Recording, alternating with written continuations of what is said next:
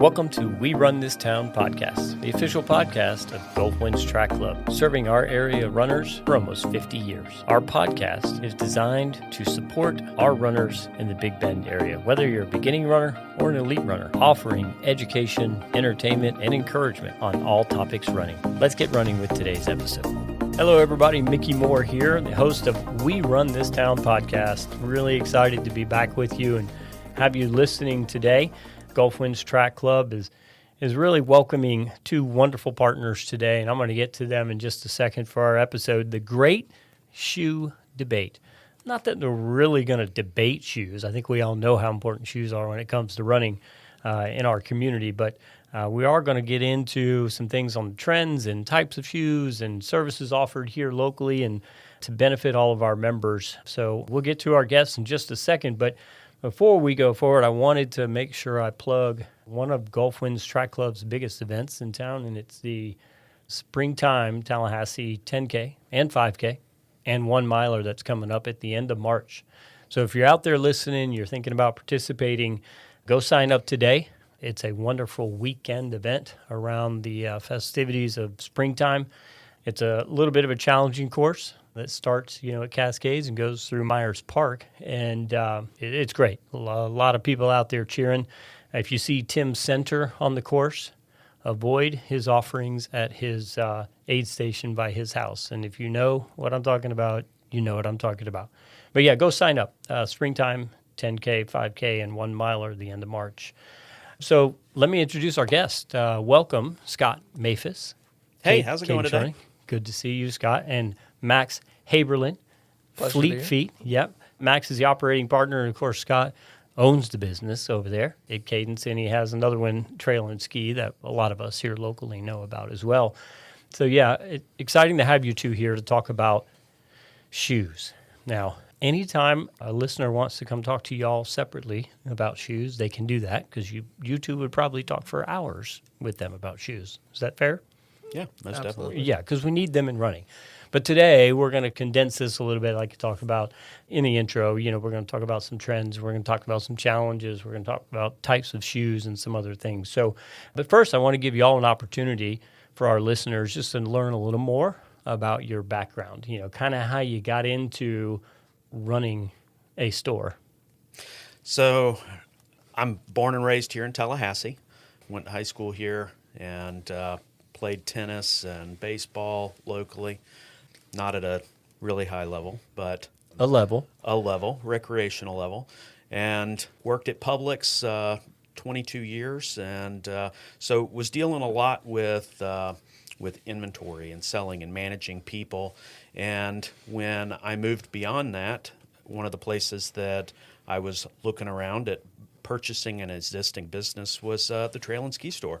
As somebody that's an Eagle Scout here in our community, it was a natural segue to purchase something that I was already passionate about, and that was the outdoors, hiking, camping, and spending time in the wonderful environment that we have outside.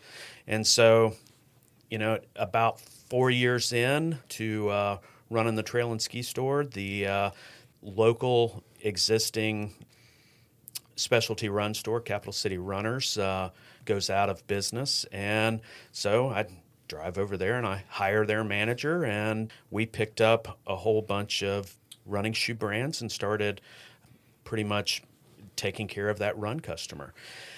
And while we were taking care of that customer, I kept hearing kind of the same thing from a lot of our customers, because so much of the store was trail and ski and hiking and travel, and there was a lot less run. So run almost looked like an afterthought in the store. And really and truthfully, I didn't have the space to do anything other than make it look like an afterthought in the store. Yeah. So, perfect timing as always. In 2019 in October, I signed a lease not too far down in the same shopping center where we were going to open Cadence Running. Okay. And then, of course, we've got the pandemic that for a lot of people drove a lot of people outside into running, but they weren't necessarily shopping at the time. Right. And so, and now as we go almost 6 years, or I guess it is 6 years now, 6 years from that pandemic, that the store's changed a lot. We've actually merged the two stores together. And while one side is definitely Cadence and one side is definitely Trail and Ski, they both kind of have their own vibe, but at least now we're not splitting labor and splitting experience from our people. So that's how I got into selling shoes. Thanks, man. Cadence, Publix, had no idea. That was I was a bag boy at Publix in high school. Woo! Had to wear ties in the you heat may have of worked summer. for my father. Well, this was in New Smyrna Beach. Definitely not working for my father. I didn't. Then. But Todd Jones. I know Todd Jones. Todd Jones was in our store on the beach side in New Smyrna Beach back then as like an assistant manager. Mm-hmm. And, of course, now he's president, CEO or whatever at He's Publix, the president. Right? Yep. Yeah, there you go. Small world. What a connection. Small world. Yeah, and I'm going to come back to you, Scott, about Cadence involvement with GWTC, the Gulf Winds Track Club, as well, because I know both of you are, and I want to hear a little bit about that to the benefit of our listeners, too. Max, how'd you get into this running store thing? Yeah, so I really started my journey in 2021 when I graduated university with an accounting degree. Had been a runner since middle school, really, after was kind of that dual sport athlete, played soccer all up until that point. Really fell in love with it, like got really addicted, got really competitive, made it to state. And then I went to college and kind of fell out of it. It was more of a hobby rather than like, oh, this is like my life and everything. So after college was kind of looking for that next job after not really loving the accounting field. Worked part-time at my local Fleet Feet. Fell absolutely in love with customer service, fell in love with shoes, fell in love with Fleet Feet. And then from there it was kind of, I'm all in on the run specialty game. So eventually worked my way up to store manager in Decatur, Georgia, where I was born and raised, and have really been with the company since. In March of last year, I joined the Operating Partner Development Program up in Carborough, where we're headquartered. Where's that again? Carborough, North Carolina, just outside of Chapel Hill. Okay. Did that for 5 or 6 months, and then moved to Tallahassee, and have been in the role since September. Okay. Congratulations. Thank you very much. I knew Andrew, right? Mm-hmm. And then you mentioned CCR, Capital City Running. I go way back to, what was it, Kevin Sullivan, right? Mm-hmm. Kevin, and then Manry. It was involved with it. So, I'm a fan of all places that support running. But it was just, I still have the singlets from CCR. Every now and then I'll break one out. You'd be surprised how many people walk into the store like, oh, I shopped They still have them? Yeah, exactly. Yeah, congratulations to you. And, both of you, admire your entrepreneurial aspirations. It's a challenging thing to do, to run a business. But kudos to both of you for your successes. And next question, though, just for the listeners, a little bit about your current involvement with Gulf Winds Track Club and how you support the club or its members, and briefly, because I know there's a lot, but give us a couple examples of things that you do. Max, I'll start with you. Yeah, I mean, as of late, we're participating in sponsorships in specific races. For example, springtime, we're going to be involved with that as a sponsor. Okay. Usually that looks like in-kind donations, however we can support the race, whether that's prizes, water stops, so on and so forth. And that's primarily what our involvement looks like. We also host packet pickups, but beyond that, like marketing their events as well, whether that's like in-store, out of the store at events. So just promoting running in the track club as much as possible. Thank you for that. We appreciate it. On behalf of the club, thank you. How about for you, Scott? So we do pretty much the same thing. So some of the other places that we try and focus as well is, on big races that are going to have in upwards of 200 or around 200 people out there competing, especially the trail races like the Summer Trail Series and races along those lines. We try and I'll issue, let's just say, 20 gift cards of anywhere from $25 to $50. And one of the things that we do that we try and be very different about when we hand out gift cards at the events is that we don't hand them out to the podium. We hand out, I'll just randomly pick 15 numbers, and I'll say, Miss Peg, when number 54 crosses the finish line, that person's getting a gift card. Right. And so we just pick random numbers and whatever it may be, whoever it is, and then we also make sure that the last entrant that crosses the finish line always gets something. Nice. Because we want to encourage people to continue the sport and to have a good time. And it's not just about who is the first person across the finish line. Yeah. And I've heard time and time again, hey, I'm so happy I got this card. I've been stuck behind, Bob every race. And I always look at Bob's Bob's jersey. winning all the prize money. And they're like at 100 crossing the finish line. And that person is like, but I decided to stretch it out today and I beat Bob. And because of that, I got the gift card. All right. It had nothing to do with that. So we do those kind of things. We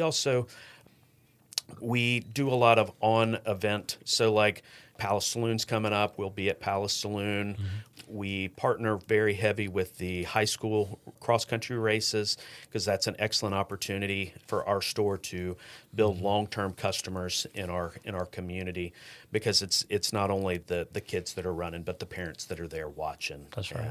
And things along those lines. Yeah, thanks for sharing those things. And again, both businesses have been key partners for years and of the club, and we appreciate it. I know you were recognized this year. Again, congratulations. The GWTC Partner Award, right? Bobby York, I think, presented it to you. And I know Fleet's been recognized at the golf club before, too, as well. Now, for me, the beer mile, thanks, because Andrew comes out and helps with that beer mile. Who doesn't want a good beer mile? But again, the cross country piece, I appreciate that tie-in. Now that I'm in it a little bit with my son, yep. It's a commitment for all parents to be out there with their kids because it's a lot of work, right? And unlike a lot of races, at least with the cross country race, you can see your child running at least 2 to 3 times, and cheer them along. It's not just where you see them at the start and you see them at the finish, and that's it. You may have to hustle around the course a little bit, but most of the time, it kind of switches back to where you can encourage your kids through the course. Yeah. Look, I run a lot at cross country meets. We're spoiled with such a beautiful course as well. Oh yeah, the way they cut the ARP, you can go back and forth several times. You just got to watch where you're going sometimes, so you don't face plant. Again, thanks guys. Appreciate that background. I'm sure our listeners appreciated that as well. So let's jump into our first kind of subject. We talk about trends, right, when it comes to shoes on this great shoe debate today. We want to talk about what you see. There are a lot of things out there over the years. I've got a couple here that I'd love for you to talk about, or something that's not here. But, sustainability, technology, like smart and connected shoes, super shoe, hybrid shoes. There's so many other trends. But from your expertise, what are the top things that you see trending in shoes today? I'll start with you, Scott. Go ahead. So what we've been seeing over the last year to a year and a half in the store is a big, I don't want to say a pushback, but more people are moving away from maximum cushioning and they are going closer to low drop or zero drop shoes with large toe boxes.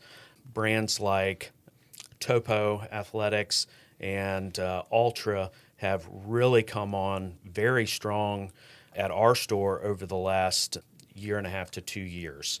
So I get lots of people, they want to talk about zero drop, they want to talk about, how that can affect their gait and what those pros and cons to some of those kind of things are.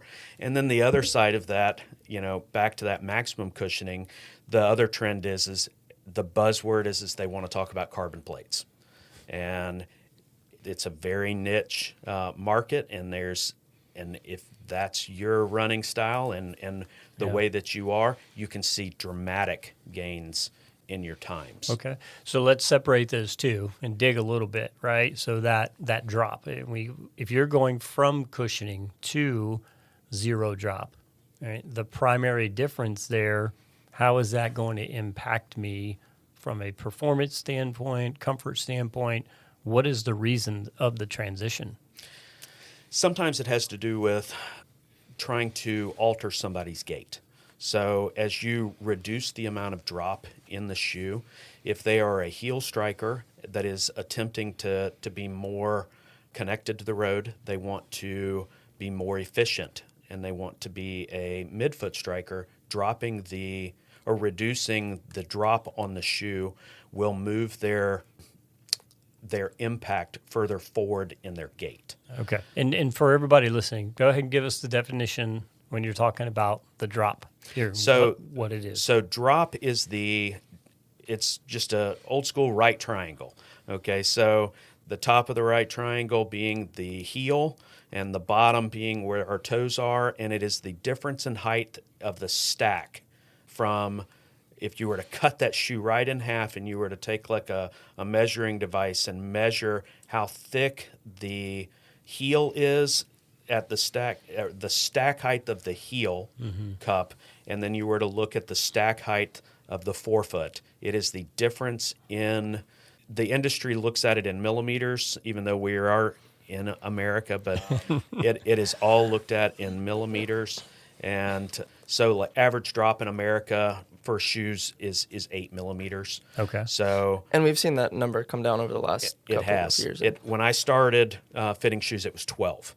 Oh, wow. Like everything Okay. was 12. Yep. Right. And so industry standard now is like 8, and we're seeing things dropping. A lot of the race day shoes are down into 4s and things like that. Okay. So they are definitely becoming more flat. So the more flat is better for performance or better for cushion? I would say it depends. Okay. So Yeah. some of it just straight up depends on like what kind of gait that you have. So let's just say you're a couch to 5K guy, okay, and you're a heavy heel striker. Okay, well, you've got two choices. You can, if it's time for getting new shoes and you want a good pair of shoes, you got to say, do I want to lean into the fact that I am a heel striker, and so I want something with good cushion in the heel, or do I want to change my gait so that then I'm closer to a midfoot striker, and so at that point I need to reduce the drop in the shoe to change that gait. Okay. So now that doesn't mean that the shoes are less cushioned.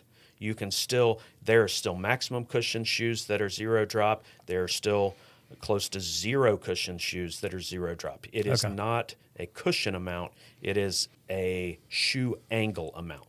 Think of it like high heels versus wearing flats. Okay. And to just tag on to that, I think drop is difficult to. It's like very individualistic to the person because of the way they interact with the shoe. Like Agreed. drop can also be affected by the durometer of the foam, like how heavy the person is. Like, does it have a plate? Things like that can really affect how the person interacts with the shoe. Okay. So it's basically on that comfort level. Yeah, and thanks for mentioning that. And we'll dig more, too, on the structure of a shoe because, again, for me, there's so many different things from carbon plates to rods to foams and all that. We want to get to that, too, in a little bit. So the other thing you mentioned was the super shoe, changing as the trend. Maybe not so many people, but a lot of people want to talk about that. So elaborate briefly on that part of the trend. So when it comes to that, there's a dramatic race to the bottom. And I don't mean the drop of the shoe or anything else. I mean the race to the ounces bottom that they can possibly get. People that are trying to qualify, people that are doing everything that they can to stand on the podium, either as an age grouper or as an overall winner, they are trying to eke out every possible advantage that they can. And there's nothing wrong with that. And every ounce that you pick up is one that you have to continually pick up in that race. So it's a balance between I need it to be soft enough for me to not hurt and have shorter recovery time at the end of my race, but it's also I need it to return a certain amount of energy to push me along, and I have to pick it up. So, some of the shoes that were dominating, Nike had a number of them that were dominating. Now they're almost looked at as too heavy. The Superfly is being looked at 6.7 ounces, and the Meta from Asics is coming in at 5.6 ounces, and all of those kind of things. So it's a race from the shoe companies to figure out who can make the lightest, most responsive shoe possible. And that's crazy, because I remember when I first started racing, I would get flats, buy those racing flats, and they were 5 ounces, 6 ounces, and I was like, "Ooh, these are so light." Now they're making those shoes at that weight. Yep. I don't even know do they even make flats anymore? Yeah, they must definitely. weigh 3 ounces? I don't know. No, actually, they're not that different in overall, but you've got a massive difference in cost. Okay. So those super shoes are coming in 500, anywhere 350, from 500 to 275, and they're only going to last anywhere from 100 to 200 miles. And whereas your old school racing flats, they were still 5 ounces, right? And they didn't have anything inside of them to go bad, because there wasn't any foam really inside of it. I mean, you have this just maximum stack shoe that's not dense at all. Like those flats were there's nothing to them. I was on the road. They were leather. Yeah. The thing with these new super shoes is they have so much foam to them now. But the thing is, you've cut out all the structure of the shoe. So that's what Scott kind of got to, is with that form, is that this shoe basically has nothing to it. So if you're that recreational runner and you're not running at a super high level, can you get the most out of that shoe at that mile 24? Does your form capitulate when you hit that point? And and like what he's talking about, I'll have customers and they'll say, "Oh, it's normally at mile such and such that I've got problems." And one of the we are so spoiled today. You can go, "Hey, do you run with a Garmin watch? Let's look at all of this." And the new Garmin watches and other brands, they look at your gait totally differently. So if you're swinging your arms the same way, it'll actually tell you whether you're falling off on one side or the other. You can look at it and go, "Hey, at mile 20 where I'm starting to have problems," well, your gait's different then. And you can see it in your app if you know what you're looking at. Yeah, and then that technology, I know I forget what it's called on mine, but my head position. Tilting your vertical oscillation. That's it, vertical oscillation. I'm like, I had to look it up. I was like, what is that telling me right now? But again, it changes over time when you get tired, right? Your ground contact time stays higher. So there's a couple trends there. Any other trends that you're seeing when it comes to shoes? I think sustainability has become a big one for a lot of brands. For example, we have a new brand called Hilo, which is exclusive at Fleet Feet. They're a brand new brand. They make one SKU, so they make one single shoe. They're only about 2 years old, and their mission is sustainability, but also performance. So how do we bring performance, but also bring that sustainability aspect? So a lot of their shoe is bio-based materials, so corn and so forth. So just bringing those materials in, but not sacrificing the performance. And I think same with other brands, for example, Asics.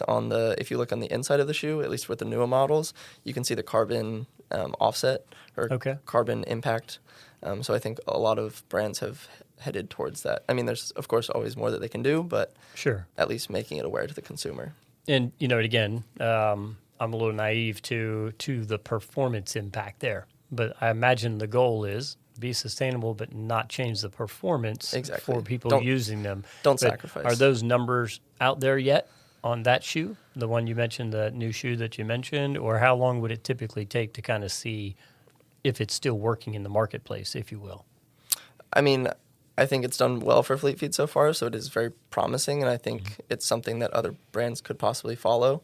And they also want to lead not only in terms of sustainability and performance, but also in terms of design. So kind of combining all of those three so that they can be the market leader. Nice. You think you want to add to that, sustainability? And I know that both of us do this, is don't throw away your shoes. Recycle your shoes. Yes, bring them into the stores. Both of us have bins up front that they box them up. They either get shipped to less developed countries, or they go and they chip them for playgrounds and various and sundry things. So just recycle your shoes. We've all got bins up front. Just bring them on in. Yeah. So better than the landfill. Yes. And also one thing that I wanted to mention was a lot of brands are doing circular shoes.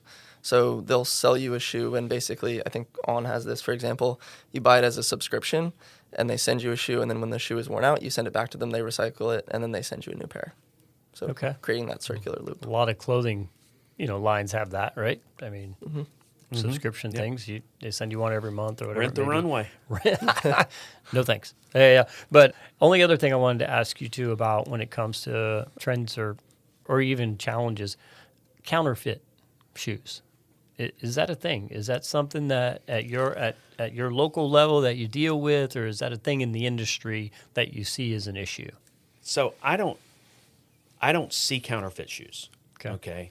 But what we do see, and I know that both of us struggle with this, is internet sales. So everybody, understandably so, wants a good deal. Okay. But that doesn't necessarily mean that you're getting a good deal for your knees and all of that. There is a lifespan to shoes. And so that lifespan is clocking off whether you have it sitting in a box in your closet or whether you're wearing it every day. Now, obviously, it's not as dramatic when you're not wearing it and have never worn it, but it is still clocking off lifespan. There are entire companies, big box, that buys closeouts, and then they sell those at markdowns. So the big thing when it comes to I don't see counterfeits. I mean, are you seeing? Yeah, neither one of us are seeing counterfeit shoes. Yeah. And I'm not sure that by the time that our customer comes in and they're all worn out, that it would be easy to recognize a counterfeit because people have worn them. Most people keep their shoes way too long, so they're already like broken down at that point. So that's not really a thing, but like the overall, just the race to whoever's got the cheapest thing possible is probably the biggest problem that we face. Okay. Yeah, I think they've done research, and like once you get past that 2 to 3 year mark, it's foam, it degrades over time. Right. I mean, you're still going to get some level of performance out of it, but it's not going to be as what it was when it was fresh out. We'll be right back. Hey, friends. I've been a member of Gulf Winds Track Club now since, I believe, 2007. And I became a member is because I was running 1 mile a day, 2 miles a day. And I owe everything to Gulf Winds Track Club to get me to where I am today as a runner. The fellowship, the friendships, the relationships, whatever you want to call it. But, it's also the learning. I got to train with others. I got to ask a lot of questions. I got to witness growth in others, and all because of the club. I've had lifelong friends, and we've traveled to places and done special races, and now my entire family, we're all members of Gulf Winds Track Club. So I invite you to visit gulfwinds.org, become a member too. Now back to the show. Yeah, and that's a good segue too, because we want to talk about, how long do these shoes typically last, right? But I want to transition that into that whole shoe scenario. So let's kind of move from the trends and talk about, if I'm walking in, I want to get into running or walking or doing both at the same time, and I'm shopping for a shoe, and y'all can split the time here. Just kind of give me an idea on your approach in dealing with a new customer, but then specifically what questions you might ask them or process that you get them through, or what they need to know when they're going to get that first shoe. So I'll start with you. Yeah, I mean, just to start, I think the big stigma is that, like, as a running store, we only serve runners, and that is just not the reality. Like, we also serve walkers, we also serve people who are on their feet all day, or just people looking to go to the gym as well. So we really serve a wide depth and breadth of customers. But in terms of what it looks like in the store when you walk into a Fleet Feet, call it the outfitting process. So we start by, of course, welcoming you when you come in the door. We're going to sit you down. Before we even get you on the scanner, we're going to ask you a bunch of questions. So what does your activity look like? What are your goals? What are your objectives? Are you training for anything actively? Do you have any pains or injuries that we should know about? And then to follow that, like, have you seen a podiatrist if you are? So just getting a kind of a holistic view of what their activity looks like and what they're looking to get out of their shoes. And then we put them on our volumental scanner, which is a 3D foot scan. So it's got 4 cameras, takes a bunch of measurements of your feet, gives us length, width, instep height, arch height, so on and so forth. And then we get you on our pressure mat, and you walk a couple times back and forth across that. And what that does is basically shows us your motion path. So it basically draws a line from your heel to your toe where you put your pressure. It shows us your medial to lateral pressure as well, and then it also shows the basically elongation of your arch, like how flexible your arch is as well. And we basically take all that data, we sit you down, we walk through it, explain you what your feet look like, how they're different, how they're similar, and then from there, we take into account your preferences. So are you had experience with Hoka, you didn't really like Hokas, so maybe we steer away from the Hokas. Color preferences, so like, hey, we want you to buy a shoe in the store today. Like, I want to bring you a shoe that you're going to buy and that you're going to like. So taking account into your preferences. And then we go in the back, we use that foot scan data. It helps us match the shape of your foot to the shape of a shoe, just so we can get best fit. I'm also taking into account like cushion preferences, like we mentioned. So do you want a max cushion shoe or are you looking for something lighter? And then we try some shoes on. It also helps us recommend other products in the store, such as insoles and socks. Right. And then anything else in the store that may benefit you as the customer. And by the way, socks, that could be a whole nother podcast. Oh, totally. Because socks in the world today. So a lot of consultative, right, back and forth. And of course, they got to be able to give you information for you to do the best job. That's both of you, right? Yep. So one of my follow-up questions, and thanks for sharing so much depth on that process, and I'm sure you're doing some of those things, but how are people open to that process, Scott? Or are there some people walk in and be like, I don't want to answer all these questions? Or actually, it's not that. It's when you look down and you tell them what shoe size they are in athletic shoes, and they go, no, I'm a blah, blah, blah. Right. Okay. And so this is where, like, a lot of times in the conversation that you go, do you want to be fitted for shoes or do you want to be sold shoes? You know, if you want to be sold shoes, I'll go grab them out of the back and we can be done. And I can just set these down, or you can pick a color. And there's nothing wrong with that. But right. You're paying the same amount for that as you are as if you got fitted for shoes. And there is a marked difference between those two. Mm-hmm. Most people have no concept of what size athletic shoes they should be in. So, and most of that is because they don't wear that shoe every day. They don't do that function in the shoe every day. You have to account for swellage, in your training. Or if you're, say, working as a cashier at Publix, you're on your feet for 8 hours, standing largely in one place, your feet are going to swell. And so the way that we fit those versus cowboy boots, dress shoes, is very different, and it's just having that discussion that a lot of times can be very off-putting to your customer because they're going, no, the ladies will, I remember when I used to be a size 6, and the men are like, I'm a 4E, and, and unfortunately, both of them are wrong, you right. know. Right. So being willing to go through that process, and you kind of hinted at it earlier, Max, too, when you're talking about why people come to see you, because it isn't just for running; it's other reasons. Like some, it's because they're injured, potentially, right? Definitely. So you have to be, well, I guess being an expert helps in that, and having that process to help them identify what the issue is and provide a solution, right? Anything else you want to add to y'all's process that might be a little different? So, on one hand, you could say it's old school. We are a true sit and fit. Sit down. We're going to have Fleet Feet's got a great method of having that discussion.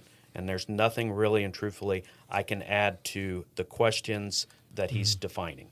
Where there is a complete 180 is, if you're in there buying walking shoes, having a pressure plate looking at your walking or your walking gait and your walking foot size gives you the exact answers that you need for walking. Whereas we're talking about running and running shoes, and you can't do those things currently with the level of technology because it's not set up on a treadmill. So one of the big differences is we look at a treadmill. So we're going to look at their running gait. I am a classic example of where that technology completely fails somebody like me. I am a heavy overpronator when I stand and when I walk, yet my running gait has me supinating, or very neutral because I'm a toe striker. And so because of that, my gait is totally different, and the shoes that those programs will suggest do not match what my needs are because it's not looking at a running gait.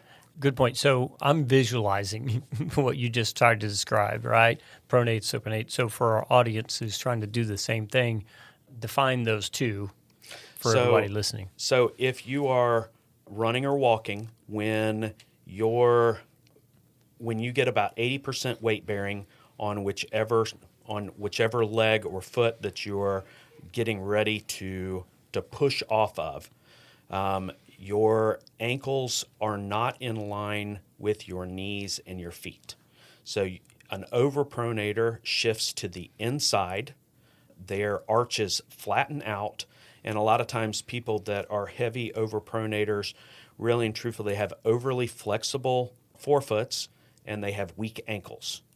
So whereas a supinator, they are the complete opposite. A lot of times their ankles are too strong, and really and truthfully, they actually get less shock absorption due to the fact that their foot is not operating as a shock for them. So they are hitting hard on their heels and staying to the outside. Most of the time, those heavy supinators also do not have a good toe off when they're running. So those are kind of things that you want to look at when I'm evaluating shoes for me, I know that I'm going to land closer to the front, so I need a shoe that's cushioned in the front, not a shoe that's necessary. Right. And that's not a drop issue, and it's not an overall cushion issue. It's where the cushion is in the shoe. Yeah. So that's a big difference between the two of us is our approach to fitting shoes. Thank you. And, I've seen both. I've been to, I can't tell you how many different running stores, and I've been on treadmills at some running stores, and I've had my foot scanned at both. And, maybe I'm one of the, I know I'm a little supinate, but the lucky ones, I guess, are neutral, right? Mm-hmm. So if we tell the people listening, if you're neutral, you're in a good place. That means basically any and all shoe you're okay with. Is that a safe statement? Yes. Yeah, and I'd say especially as of late, as how shoes have evolved, like there is a wide depth and breadth of shoes that people can wear now that like stability and shoes and neutral shoes have become much more similar to each other. So if you're a person who has stability needs, that like you may be able to wear like some neutral shoes, and if you're a neutral runner, you may be able to wear some stability shoes. So I think there's a lot of crossover there now. Okay. Thank you for that. And I think that's super helpful. Just, again, talking about where you're landing or pushing off, right? And I know I can look at my shoes, and I encourage anybody out there listening, look at your shoes. That's the first tell, right? Take them off, look at the bottom, and see where they're worn out. That's actually a great segue into part of the fitting process. I love for people to walk in old ratty shoes that they have got way too many miles on, because I can flip that shoe over and I can look at the wear patterns on their shoes. Right. You immediately are going to look and see if there's a real insole inside of it. Mm-hmm. And so that's going to change how they toe off with it. But also, like, the shoe may be canted or like twisted, and that also can give you an idea as to whether they are actually straight, like a straight from heel to toe push off, or if they start on one side and roll a little bit, even though you may not see that in the wear pattern because they may have kept them way too long to begin with. But I love for people to bring in old shoes because it really does assist in finding out what works for them. Yeah, and thank you for that. And, conversations we all have with our friends, right? And people ask you all the time, but every now and then I'll get somebody say, how did you get into the running? I got to start running. I want to do this. I want to do a 5K. And, I always tell folks, do a few things first. Get your gait checked out, right? Learn more about the proper running form, right? And then go see somebody for the shoe. Don't just buy them off the shelf for yourself. So when you get in conversations about proper running form, what do you tell folks? What do you tell your customers about the proper running form? Do you give them a pamphlet? Do you talk them through it? Do you show them a video? What is that proper running form? Briefly. Yeah. I mean, I think that proper running form looks different for everyone. Like, I think we talked about that natural motion path. So I'm built differently than you're built. So again, that everyone has their own motion path that they go through, and they're going to interact with shoes differently. Like, we can both fit you for a pair of shoes, and I would say there is a limit to that in terms of like your gait and your motion path. Like, if you really want a true gait analysis, you need to go see a physical therapist. This is a service that they offer. They have high-tech cameras and tracking equipment. They can analyze your gait and give you kind of an indication on, like, do you have any imbalances? Are you putting pressure anywhere? Like, things like that. That can really show you truly what your gait looks like. So my wife is a doctor of physical therapy. She's a physical therapist for 20-plus years. So I will encourage you that if you're going down that road, you better call the physical therapy clinic to make sure that that is a service that they provide, because the two biggest companies that offer, or the three biggest companies in Tallahassee that do physical therapy, none of them provide gait analysis. So the TOC, physical therapy, does not offer gait analysis. TOSPT does not offer gait analysis, and COSPT does not offer gait analysis. So that is a very niche part of what you will see in a physical therapy. It's also quite expensive as well. Yeah, good point. Again, when I tell folks that, maybe the simplest way for me was just Googling it, only just from not leaning over too much, trying to be straight, not overextending, because shin splints. I've had how many people tell me shin splints and they quit after 6 weeks because their shins were killing them. Yet again, like as you were talking about proper running form, I get that question most from parents with younger kids that are starting to run. And the biggest thing that I can encourage them is just let them run. Don't overcomplicate this. This is not a tennis lesson. This is not a how do we bat correctly, and where we're spending tons of money in trying to eke out every bit of performance. With youngsters, develop a love of activity, being outdoors. That should be the focus, not on trying to be the most efficient possible. You want them to develop a lifetime activity of running. That's what the goal should be. Because if they're going to run the rest of their lives, they will stay healthy. Doesn't mean that they won't get injured, but they will be healthier. Right. They will not have as big of sugar problems and glucose levels. They will be more fit if they love to run. Well, parents, they're not known to over-obsess with their kids on anything, no. right? Go to any volleyball team, come on. any baseball, travel baseball, volleyball, I was soccer. And I'll admit, when my boys started running too, I was paying a little bit too much attention to, but now it's just like, hey, just whatever works, right? Whatever works for you. So let's kind of move into the shoe itself a little bit, kind of a quick fire thing about materials or type of shoe or purpose of shoe, right? You mentioned earlier, you got trail and ski, you've got walking, there's so many different types of activities for these shoes, but carbon plate, rod, and all the different types of foams, or what are the 5-toe shoes? They're still out Vibrams, there. yeah. Vibrams, right? They do well in Vibram. Yeah, so let's just kind of go back and forth and add some thoughts about those different things, and if they're all relevant, good, bad, and different between them, whatever you would offer, because you're experts in this stuff. Well, the first thing that I would, even before you start any of that part of the discussion, like the customer or the shoe buyer needs to decide whether they need a Swiss Army knife or they need a scalpel. So, everybody knows that the Swiss Army knife can do it all. It's got a saw. It's got a pair of pliers. You can be MacGyver if you want. You can be MacGyver, and it will do everything okay.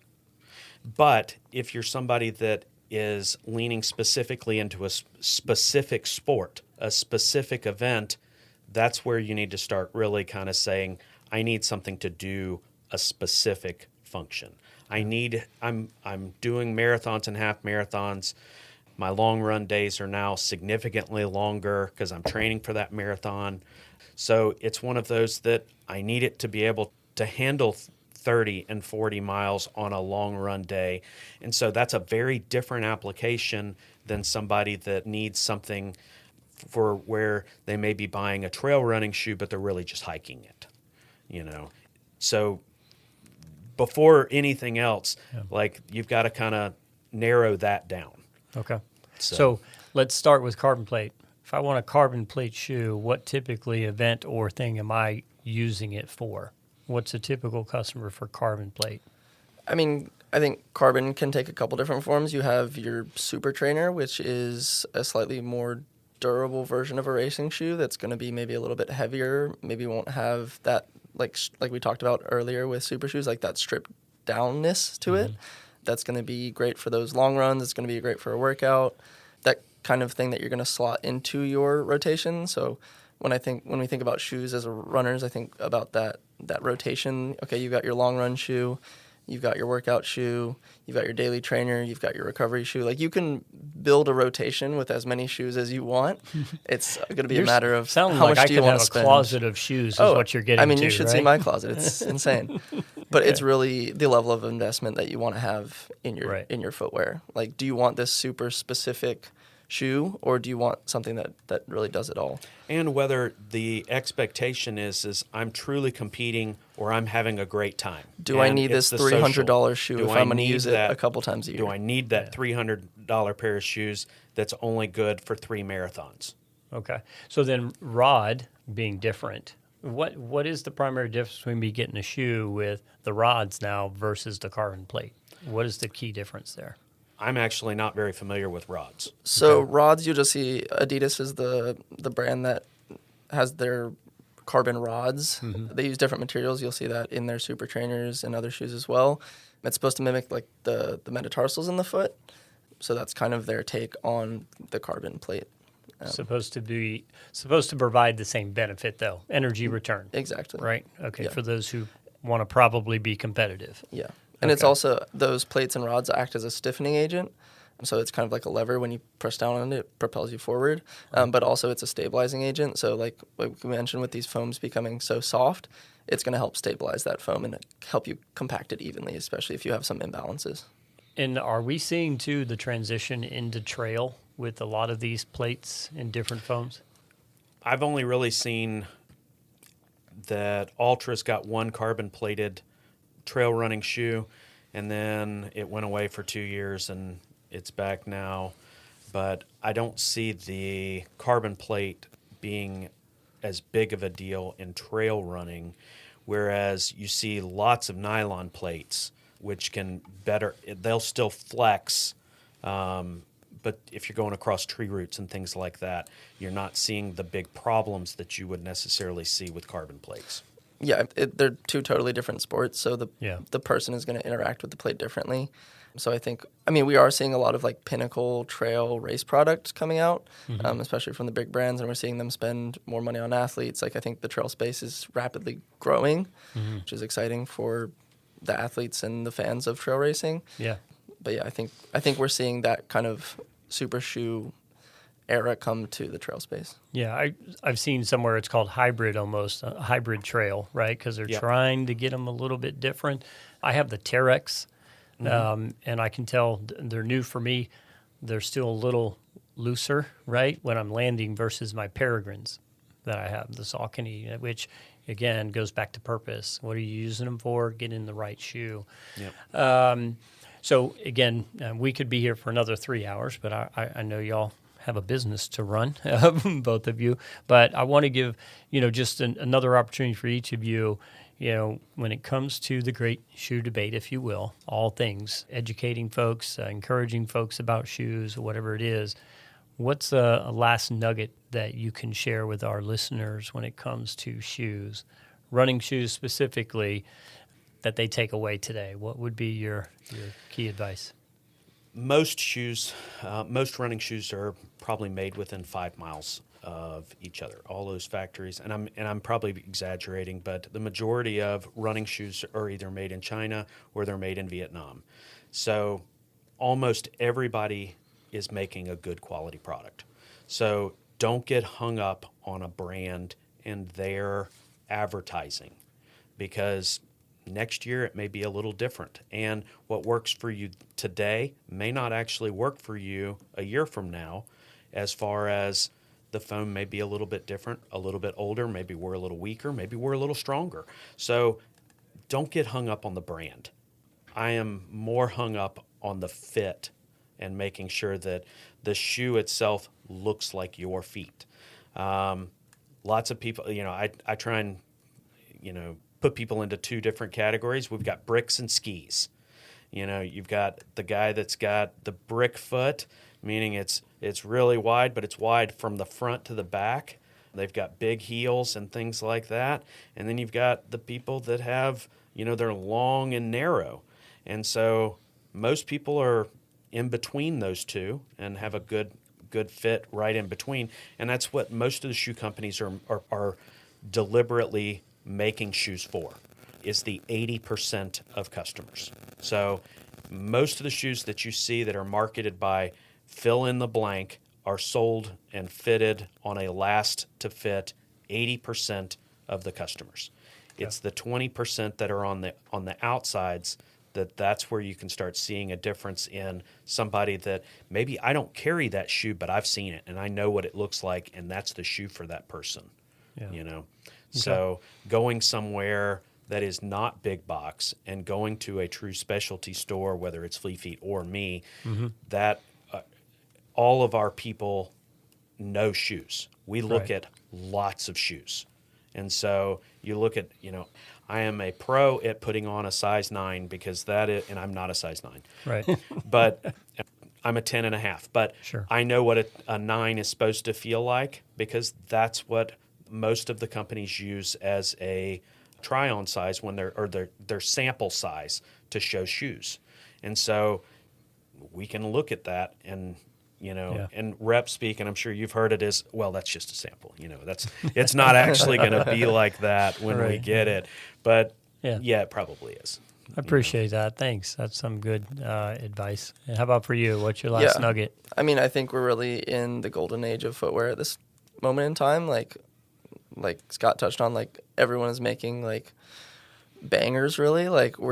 There's an exciting shoe out there for you and that fits your foot. But I think there's so many options that we're really spoiled for choice. But also support your local running store. Like Scott touched on, we are a wealth of knowledge. You're not going to get the same experience if you go to a big box store like Dick's. Dick's is not putting money into Gulf Winds. Right. They're not showing up at places. That's right. And our race directors are not going to big box stores asking for donations to help put things on the podium and what have you. They're coming to locals. Yeah, the corporate relationship's different there. It is. Yeah. No, again, I've only been in this community and been a member of Gulf Winds Track Club for 20 years.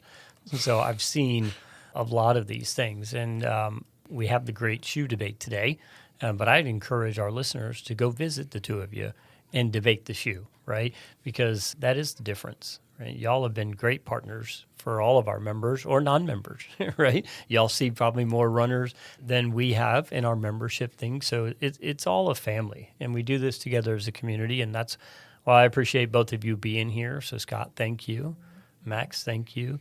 I wish y'all continued success. I know I'm going to see you around. I'll be visiting both places, and I encourage our listeners to do so, because you got to get it right when it comes to your feet. Yeah. Right? You got to get it right. Find that perfect fit. That's right. Find that fit. Thank you again. We run this town together. Y'all take care. Thank you. Thank you.